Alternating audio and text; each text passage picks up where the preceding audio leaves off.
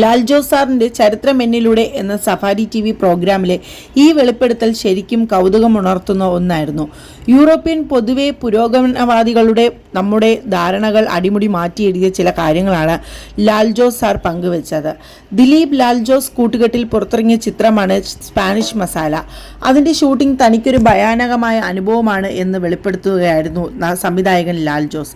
സ്പെയിനിൽ ഷൂട്ട് ചെയ്യുന്ന സമയത്ത് അവിടെ അണിയറ പ്രവർത്തകരിൽ നിന്ന് ഒട്ടും സുഖകരമല്ലാത്ത അനുഭവങ്ങളാണ് ടീമിന് നേരിടേണ്ടി വന്നത്.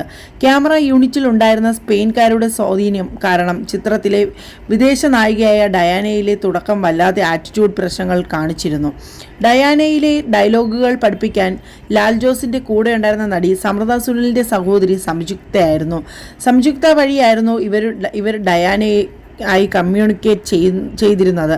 എന്നാൽ ഷൂട്ടിംഗ് അവസാന കാലഘട്ടത്തിൽ എത്തിയപ്പോൾ നായികയുടെ മനോഭാവത്തിൽ പെട്ടെന്നൊരു മാറ്റം വന്നു. കാരണം മറ്റൊന്നുമല്ല, സിനിമയുടെ അടുത്ത ഷെഡ്യൂളിനായി അവർ കേരളത്തിലേക്ക് വരേണ്ടതുണ്ടായിരുന്നു. കേരളത്തിൽ ഒരാഴ്ച ഷൂട്ടിംഗ് ഉണ്ടെന്നറിഞ്ഞപ്പോൾ ഡയാനയിലേക്ക് ചെറിയൊരു ഭയം തുടങ്ങി. സ്പെയിനിൽ വെച്ച് താൻ കാണിച്ച ആറ്റിറ്റ്യൂഡ് കാരണം നാട്ടിലെത്തുമ്പോൾ ഇവർ തന്നോട് പ്രതികാരം ചെയ്യുമോ എന്നായിരുന്നു അവരുടെ പേടി. അതോടെ സംയുക്തയുമായി അവർ പെട്ടെന്ന് സൗഹൃദത്തിലാവാൻ ശ്രമിച്ചു. ആദ്യമായാണ് ഇന്ത്യയിലേക്ക് വരുന്നതെന്നും ഷൂട്ടിംഗ് ഇല്ലാത്ത ദിവസം കൊച്ചി കാണിച്ചു തരാൻ കൂടെ വരുമോ എന്നും ഡയാനയിലെ സംയുക്തയോട് ചോദിച്ചു.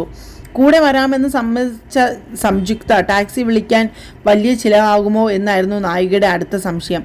ടാക്സി വേണ്ട, സ്വന്തമായി കാറുണ്ട് എന്ന് സംയുക്ത പറഞ്ഞപ്പോൾ ഡയാനയിലേക്ക് ശരിക്കും ഷോക്കായി.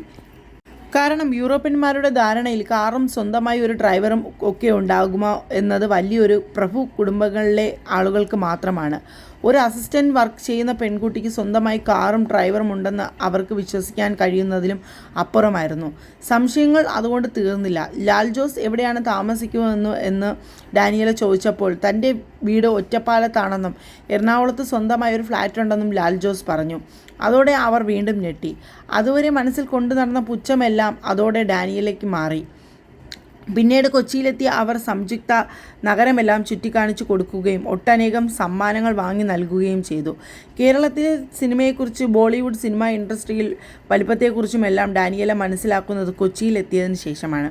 തൻ്റെ തെറ്റിദ്ധാരണകൾ മാറിയതോടെ പിന്നീട് തനിക്ക് ബോളിവുഡ് സിനിമകളിൽ അഭിനയിക്കാൻ താല്പര്യമുണ്ടെന്ന് കാണിച്ച് ഡാനിയല ലാൽ ജോസിന് മെയിലുകൾ അയക്കുമായിരുന്നുവെന്നും അദ്ദേഹം ഓർക്കുന്നു. പുറമേ കാണിക്കുന്ന പുരോഗമനത്തിന് ഉള്ളിൽ ഒളിച്ചിരുന്ന വിദേശികളുടെ യഥാർത്ഥ മുഖം വ്യക്തമാക്കുന്നതായിരുന്നു സ്പാനിഷ് മസാലയുടെ ആ ഷൂട്ടിംഗ് നാളുകൾ. വളരെയധികം രസകരവും എല്ലാവരെയും അത്ഭുതപ്പെടുത്തുന്ന വെളിപ്പെടുത്തലുമായിരുന്നു സംവിധായകൻ ലാൽ ജോസ് സാർ സഫാരി ചാനലിലെ ചരിത്രമെന്നിലൂടെ എന്ന പരിപാടിയിൽ കൂടെ പങ്കുവച്ച ഓർമ്മകൾ